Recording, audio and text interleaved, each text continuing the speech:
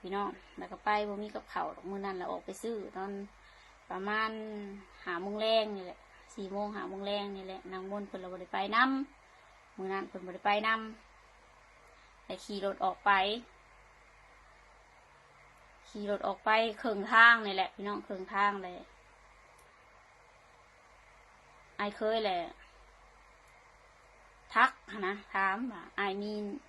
ความในใจหันสีเว้าสุพังสีเว้าให้ฟังอันจังได้ไอกับสีเว้าบนเราจังซี่หันบ่ได้เว้านี่บ่ได้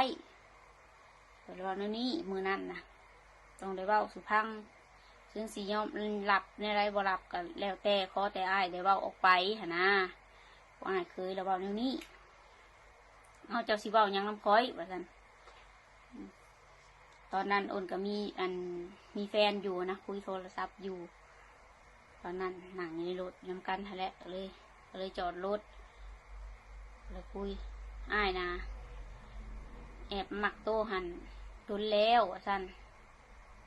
แต่ว่าให้ขอให้อ้ายเดี๋ยวว่าออกไปหันได้โบสั่นสั่นจังสี่นะเราก็ว่าไปแนวนั้นผู้ไอเคยเว้าเอาจะคือมาคิดก็ปล่อยแนวนั้น